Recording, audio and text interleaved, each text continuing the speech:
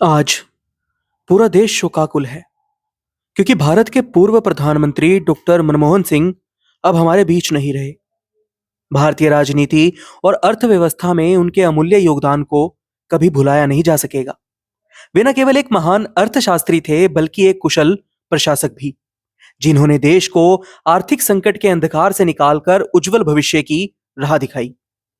आज भारत की अर्थव्यवस्था यदि विश्व की पांचवी सबसे बड़ी अर्थव्यवस्था है, तो इसका श्रेय डॉक्टर मनमोहन सिंह को जाता है।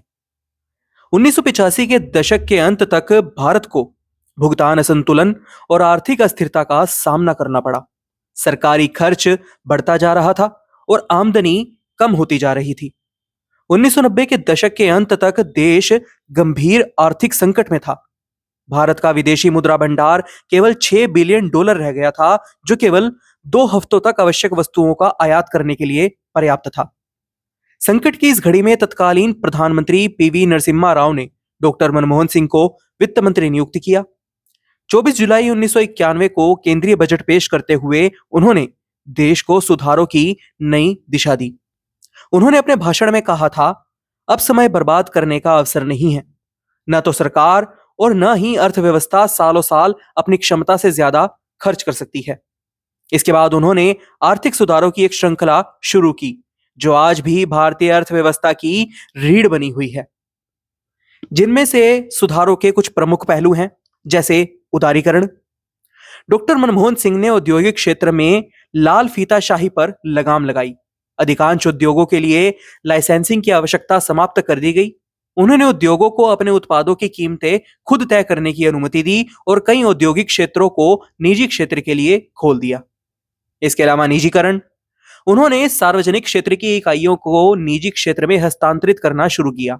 इससे वित्तीय अनुशासन मजबूत हुआ और प्रत्यक्ष विदेशी निवेश यानी एफडीआई में बढ़ोतरी हुई।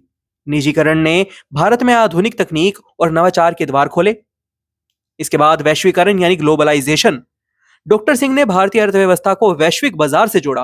उन्होंने विदेशी मुद्रा की दरें बाजार आधारित की और आयात निर्यात पर से प्रतिबंध हटाए। आयात पर मात्रा की सीमा खत्म कर दी गई और टैक्स की दरों को कम किया गया।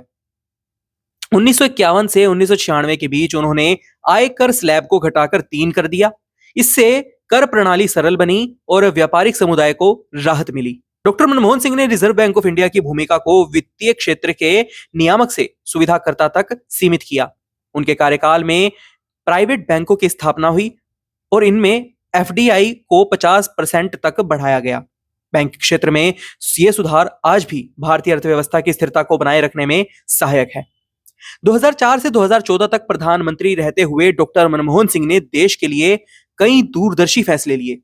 उन्होंने परमाणु ऊर्जा के क्षेत्र में भारत अमेरिका समझौते को आगे बढ़ाया, जिससे ऊर्जा संकट को कम करने में मदद मिली।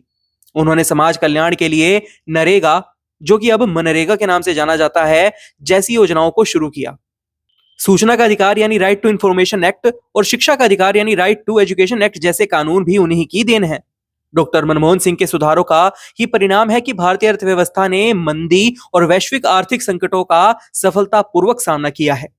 इसलिए उन्हें देश के आर्थिक संकट से बचाने वाला संकट मोचन भी कहा जाता है। उन्होंने जो बुनियाद रखी, उस पर आज भी देश की अर्थव्यवस्था मजबूती से खड़ी है। डॉक्टर मनमोहन सिंह का योगदान न केवल भारतीय अर्थव्यवस्था बल्कि समाज के हर वर्ग के लिए प्रेरणादायक है। उनके द्वारा शुरू किए गए सुधारों ने भारत को एक नई दिशा दी और वैश्विक मंच पर मजबूती से खड़ा किया। उनका निधन देश के लिए अपूरणीय क्षति है। आज हम उन्हें श्रद्धांजलि देते हुए उनके विचारों और आदर्शों को याद करते हैं, जो आने वाली पीढ़ियों को प्रेरणा देते रहेंगे।